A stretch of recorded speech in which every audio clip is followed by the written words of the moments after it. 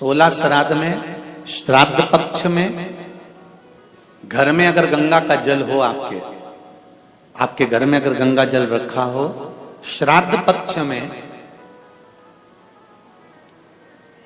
तुलसी के क्यारे के पास में एक छोटी सी कटोरी रखकर घर का कोई भी व्यक्ति, चाहे महिला हो, पुरुष हो, पुत्रवधू हो, बच्चे हों, कोई भी हथेली में गंगा जल लेकर अपने पूर्वजों का स्मरण कर और वो गंगा जल काशी विश्वनाथ के नाम से अपने पूर्वजों का नाम लेकर वो कटोरी में अगर 5 बार या 7 बार छोड़ देता है तो उसके पूर्वजों को पिंडदान और तर्पण की जरूरत नहीं पड़ती, उनको मोक्ष प्राप्त हो जाता है। आपको लगता है कहीं कहीं कि मेरे पितर मुझ पर क्रोध कर रहे हैं? आपको कभी कभी लगे कि मेरे ऊपर पितृ दोष लगा हुआ है या पितरों का श्राप लगा हुआ है, या हमारे यहाँ पर लोग अधोगति में ज्यादा मर जाते हैं, हमारे यहाँ ये काम ज्यादा हो जाता है, तो निवेदन है, श्राद्ध पक्ष चल रहा है, प्रयास करिएगा। एक चावल की कटोरी में, कटोरी के अंदर थोड़ा सा चावल रख लीजिए कच्चा, उस चावल की कटोरी में एक बेलपत्र, थोड़ी सी दुर्वा बांधकर पानी का मटका, परिंडा या जहां अपना रसोई घर में जल रखते हो, उस कटोरी को वहां पर 2 दिन 3 दिन तक रख दो। वैसे तो 16 दिन रखो ज्यादा अच्छा था, पर जो दिन अपने को मालूम है 2-3 दिन उसको रख दीजिए। घी का दिया लगाइए। 3 दिन के बाद में उस दुर्वा को, उस बेलपत्र को शिव बाबा को ले जाकर समर्पित कर दो। चावल पूरे घर में घुमाने के बाद चिड़िया को या नदी में या किसी जीव को प्रदान कर दो। महाराज, पितृदोष के निवारण का सुंदर तरीका कल आपको कथा में कहा था। अगर हम ब्राह्मण को भोजन नहीं करा पा रहे, गौ माता को भोजन नहीं दे पा रहे, श्वान को, कुत्ते को भोजन नहीं दे पा रहे, कौवे को भोजन नहीं दे पा रहे हैं, किसी कारणवश हम श्राद्ध नहीं कर पा रहे हैं, किसी कारणवश हम पूर्वजों को नहीं मना पा रहे हैं, ऐसा कोई घर नहीं जिसके घर के पितृ श्राद्ध पक्ष में पृथ्वी पर नहीं आते। तुम पूछो मत पूछो, तुम्हारे घर के पूर्वज तुम्हारे यहां जरूर आते। दरवाजे पर आकर खड़े होते हैं पितृ, दरवाजे पर आकर हमारे घर के पितृ खड़े होते हैं, स्मरण करते हैं कि हमको यहां से कुछ भाग प्राप्त होगा, कुछ मिल जाएगा। श्राद्ध पक्ष में सारा भोजन कोई भी लगाकर ब्राह्मण को जिमाए, उससे मतलब नहीं है, पर श्राद्ध पक्ष में तिथि पर, श्राद्ध में या अन्य तिथि पर, बरसी आदि तिथि पर अगर खीर का पात्र भरा जाए तो घर की बहू, घर की माता, घर की स्त्री, घर में जो ताई चाची जो भी है घर में स्त्री, उस खीर के पात्र को उसको भरना चाहिए। संपूर्ण थाली को ही लगा। और फिर निवेदन करेंगे, श्राद्ध पक्ष में एक बार प्रयोग कर देखिए। जिसके घर में 23 से 24 साल तक भी औलाद नहीं हो, 23 से 24 साल तक भी औलाद पैदा नहीं हुई हो, जिसके घर में संतान ना हुई हो, वो एक प्रयोग जरूर करे।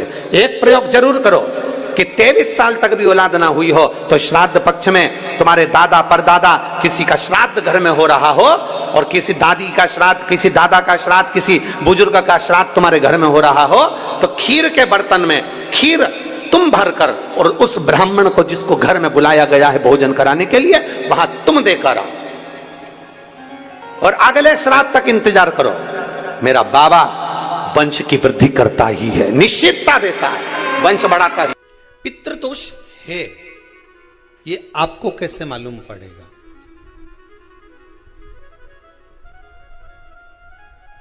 पितृ भूखे हैं, इसका तो वर्णन हमने पहले कर दिया कि रात्रि को जब आप सोने के बाद में 1-1.5 घंटे बाद अगर आपकी नींद खुल जाए, 1 घंटा 1.5 घंटा आप सो लिए, उसके बाद जो नींद खुली तो 1-1.5 घंटे तक अगर आपको नींद नहीं आ रही है, रात्रि को सोने के बाद में 1 घंटे बाद जब उठे तो आपको प्यास लग गई, भूख लगने लगी, प्यास लगने लगी कि मेरे को पानी पीना पड़ेगा, घबराहट हो रही, पानी पीना पड़ेगा।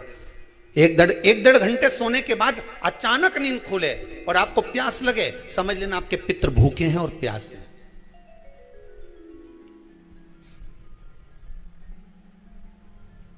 वो भूखे और प्यासे हैं, उनको जल की जरूरत है।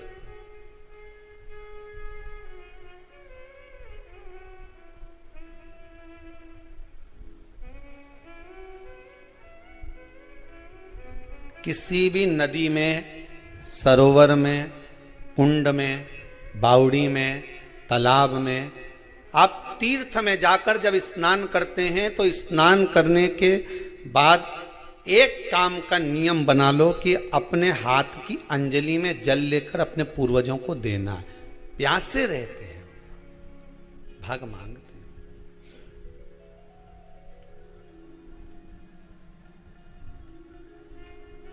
भाग प्राप्त करना। 3 वृक्ष पितरों के तुल्य हैं। नैमिषारण्य की कथा में भी कहा था 3 वृक्ष पितरों के तुल्य हैं। पहला पीपल, दूसरा बट वृक्ष, तीसरा बेलपत्र का वृक्ष। ये पितरों के तुल्य हैं। अगर आपको रात्रि में नींद नहीं आ रही है, ऐसा लगता है कि रात्रि को 1 घंटा 1.5 घंटा सोने के बाद कुछ गलत गलत विचार आने लगते हैं, नींद सुबह 3 बजे तक 4 बजे तक नहीं आती, 4 बजे के बाद फिर नींद आती है, तो एक प्रैक्टिकल जरूर कर देखना। एक प्रैक्टिकल करने में क्या जाता है, प्रयास करने में क्या कुछ जाता है क्या? प्रैक्टिकल कर देखना कि कहीं सीओर वाला महाराज झूठ तो नहीं बोल रहा, तो प्रैक्टिकल करने में कुछ नहीं जाए। 1 लोटा पानी लो, उसमें थोड़ा सा कच्चा दूध डाल लीजिए, श्राद्ध पक्ष चल रहा है, बेलपत्री का पेड़ या पीपल का पेड़ या बट का पेड़, इन पेड़ के नीचे ले जाकर उस दूध को दोपहर में सुबह 10 बजे से लेकर 12 बजे के बीच में ले जाकर चढ़ा दीजिए। रात्रि को फिर ना आपको प्यास लगेगी ना भूख लगेगी, नींद एक बार लगी तो सुबह ही खुलेगी। प्रैक्टिकल करने में क्या जाता है? पानी डालने में तुम्हारा कुछ जाएगा? अरे बोलो तो सरी, हमें 10 रुपया का दूध जरूर उसमें, और तुम इतनी चतुर हो, इतना सारा दूध थोड़ी डालोगी, तो 2 चूल्हे डालोगे। कहाँ तुम इतना डालने वाली हो है?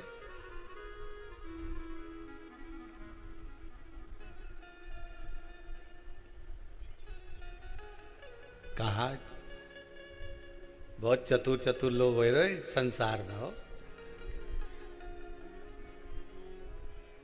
भले पूजन पाठ नहीं करे, पर कहीं का एकदम मिलने आ जाए ना, क्या अम्मा जी है क्या पाठ कर रही है, फिर वो भी बैठ गई तुरंत, अभी तो सोई थी,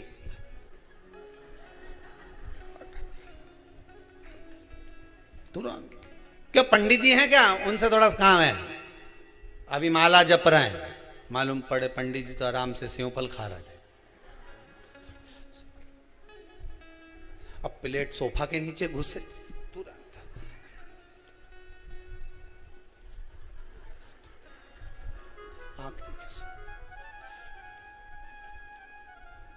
प्रैक्टिकल करने में क्या जाता है, कुछ भी नहीं बिगड़ेगा। ये तो बस जल डालोगे तुम्हारा ही कुछ अच्छा हो सकता है, बाबा की कृपा है।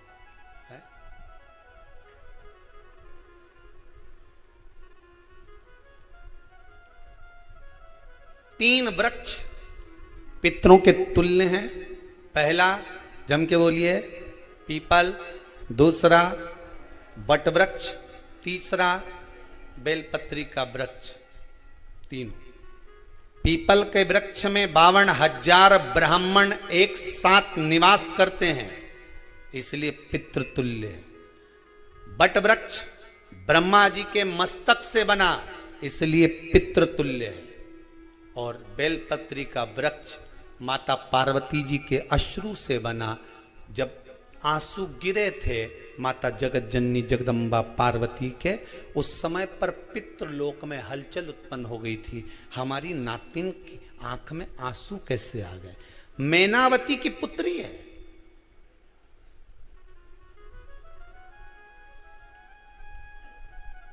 पितरों की नातिन, इसकी अश्रु कैसे गिर गए?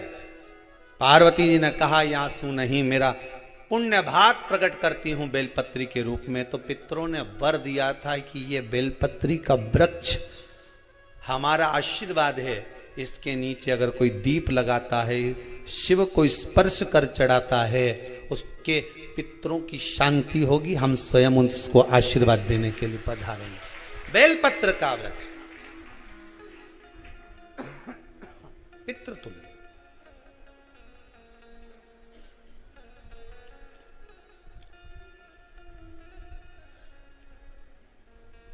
तो रात्रि को अगर भूख लग रही है, प्यास लग रही है, तो पितृदोष।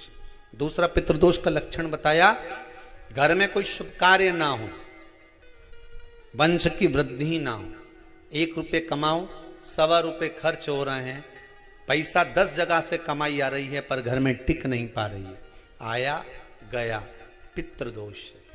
जरा सी कटोरी पड़ी है उसके पीछे विवाद चालू हो जाए, पानी ढुल गया उसके पीछे विवाद हो जाए, या छोटी छोटी बात में घर में क्लेश मचा हुआ है, पितृदोष है। समझ लो हमारे पूर्वज हमसे खुश नहीं, प्रसन्न नहीं। कोई कहता है गुरुजी श्राद्ध बड़े बेटे को करना चाहिए कि छोटे को करना चाहिए? शिव महापुराण की कथा कहती है, अगर जायदाद का पूरा हिस्सा बड़े ने लिया हो और तुमने अपनी माता का दूध ना पिया हो तो एक ही को कर लेने दो। अगर माता का दूध पिया है और अगर एक अंगूठी भी ली है, जरा सा एक कपड़ा भी अगर सास का लिया है, तो श्राद्ध तो तुझे करना ही पड़ेगा, करना ही पड़ेगा। तूने मेरा दूध पिया है तो बिल्कुल जम के तो बोलो। अगर तुमने उनका कुछ खाया है तो अब एक काम और हो सकता है, गुरुजी वो श्राद्ध अगर हम नहीं करें और बड़े भैया करें और हम उन्हीं के यहाँ चले जाएं तो चले जा, मना कौन कर रहा है? पूड़ी का तेल तू ले जा, खीर का दूध 2 थैली तू खरीद के ले जा। जितना वहां वो सेवा करे उतनी सेवा तुम करो। गलत है क्या? जायदाद का भी तो हिस्सा किया था।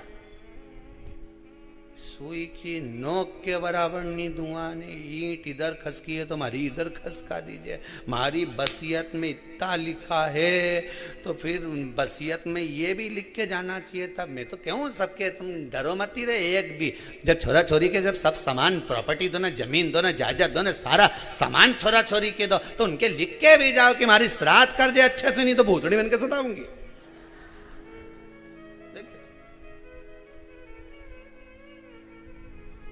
श्राद्ध करो।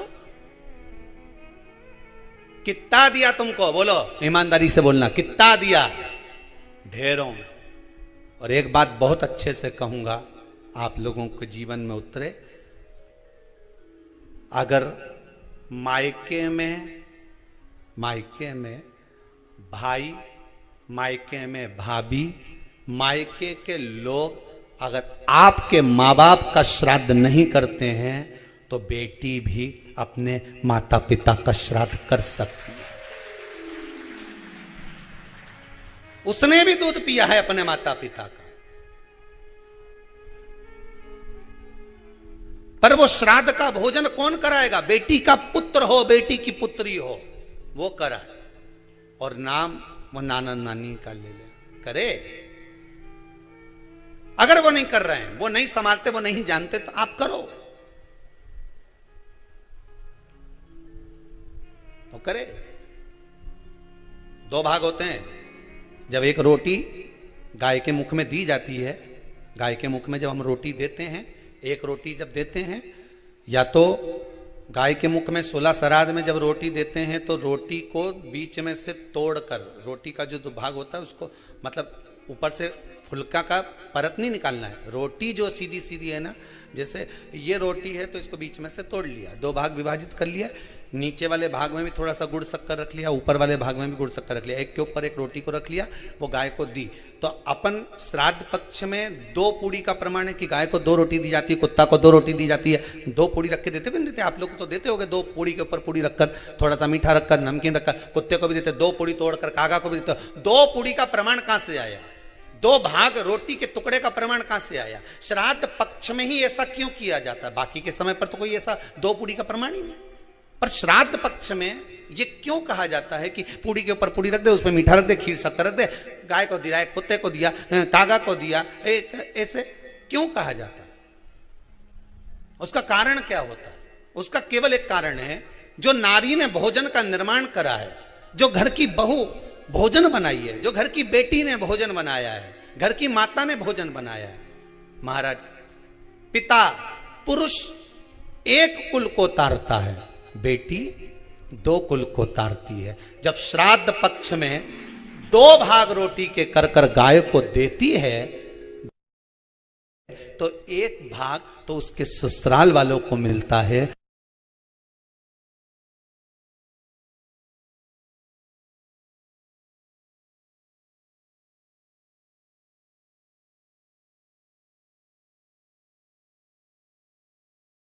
मायके को भी मिले, ससुराल को भी। जब गया जी का पिंड होता है तो नाना नानी सबका स्मरण कराया जाता है। 2 भाग,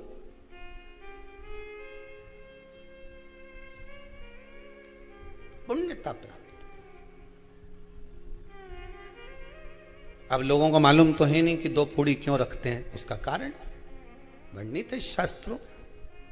दोनों पक्ष तारने के लिए, दोनों पक्ष का स्मरण कराने के लिए। महाराज, बिंदु प्रेत योनि में पड़ा, चंचुला देवी उनके मोक्ष का प्रयोजन कर रही है, प्रयास कर रही। क्या करा जाए कि इनको मोक्ष मिल जाए? कहा शिव महापुराण की कथा। पार्वती मैया की सहेली बन गई और पार्वती मैया ने शिव महापुराण में प्रेत योनि से मुक्त होने के लिए कहा, तुम रुका जी के यहाँ जाओ, देवऋषि नारद के पास जाओ। नारद जी ने तुमरुका जी के पास भेज दिया। क्यों? नारद जी जानते हैं मैं कथा नहीं कर सकता, मैं कथा सुन सकता हूं पर कह नहीं सकता। कहने के लिए मुझे बैठना पड़ेगा, सुनने के लिए हो सकता है कि मैं चले जाऊं, वापिस आकर बैठ जाऊं।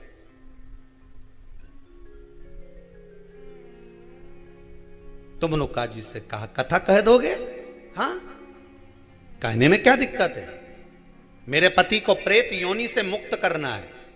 तुमरुका जी बोलते हैं केवल तुम्हारा पति प्रेत योनि से मुक्त नहीं होगा। तुमरुका जी ने शिव महापुराण में कहा, सुनो चंचुला देवी, केवल एक व्यक्ति शिव पुराण से नहीं तरता, इस बिंदुक जैसे ना जाने कितने प्रेत इस वायुमंडल में घूम रहे होंगे, ना जाने कितने पितर, ना जाने कितने आहूत, ना जाने कितने वासुक इस वायुमंडल में घूम रहे होंगे। तुम्हारा पति तुमको दिखा नहीं, तुम्हारा बिंदुक तुम्हें कभी नजर आया नहीं, फिर कारण क्या था? बस मन में शांति नहीं है। घर में सारा सुख है पर हृदय में शांति नहीं, समझ लो पितृदोष है। क्या करा जाए? फिर क्या करोगे? महाराज, हृदय शांति, हृदय शांति। केवल एक अकेला बिंदुक शिव महापुराण की कथा सुनकर नहीं तरेगा। तुमरुका जी कहते हैं जिस समय पर मैं शिव महापुराण की कथा कहूंगा, सुनो चंचुला देवी, इस संसार के इस भूमंडल पर मृत्यु लोक में जितने भी जीव इस संसार सागर में भटक रहे होंगे, शिव महापुराण की कथा सुनकर वो भी तर जाएंगे। ये अकेली बिंदुक को तारने वाली नहीं है, इस मृत्यु लोक में जो विराजमान। आज भी नियम है महाराज, श्राद्ध का भोजन टेबल पर नहीं कराया जाता, श्राद्ध का भोजन ब्राह्मण को कुर्सी पर बिठाकर नहीं कराया जाता, श्राद्ध का भोजन किसी जाता। श्राद्ध का भोजन आज भी प्रमाण है कि ब्राह्मण के लिए भूमि पर आसन लगना चाहिए और जमीन पर बैठकर कराना चाहिए। तब क्यों? क्योंकि इस भूमि पर बैठकर जब भोजन कराएंगे, इसी भूमि से ना जाने कितने पितृ गए, कितने तर्पण हुए, कितनी तिलांजलि हुई, इसी भूमि से, इस रज से, इस कण से ना जाने कितने जीव चल गए। अब लकड़ी पर या टेबल पर या कुर्सी पर बैठकर ब्राह्मण को भोजन कराने का प्रमाण नहीं है। अब आपका फैशन ज्यादा हो गया तो बात दूसरी है। पंडित जी ऊपर बैठ के खा लोगे क्या? पंडित जी तो बोल देंगे अच्छा है, खिला दो।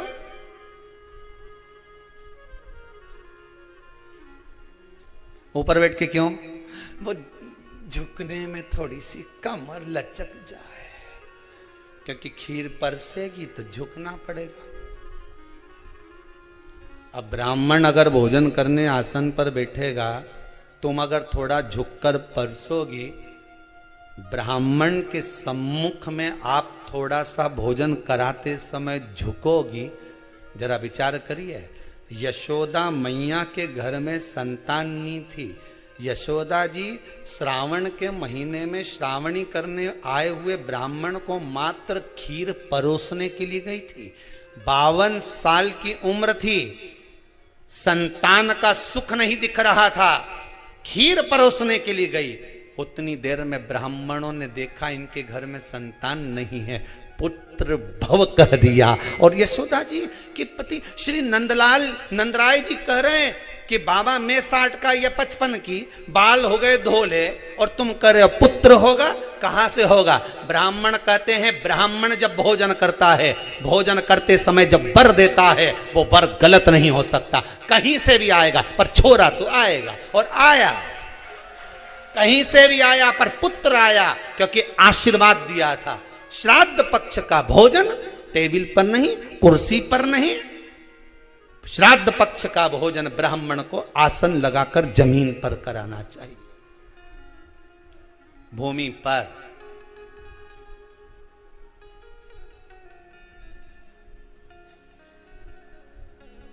अब आजकल के ब्राह्मण भी थोड़े नीचे,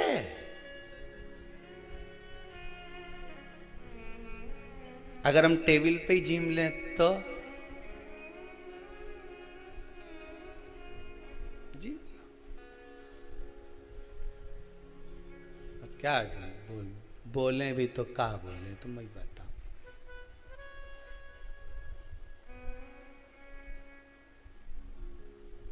थोड़ा सा भाग भूमि का हो महाराज। तर्पण तिलांजलि सब भूमि पर। हम तो जो जजमान हवन करने के लिए भी जो जजमान लोग नाम लिखाए हैं पितरों के लिए, तो हम उनको भी कहते हैं कि कुर्सी पर बैठकर आहुति छोड़ने से अच्छा है आप बैठो मनानी पर, पहले सबसे पहले भूमि पर 10 मिनट बैठो, पर बैठकर आहुति छोड़ो। उसके बाद भले आप स्टूल लगाओ, कुर्सी लगाओ, आपकी मर्जी, पर 10 मिनट 5 मिनट तो आप भूमि पर बैठो उन जीवों के लिए।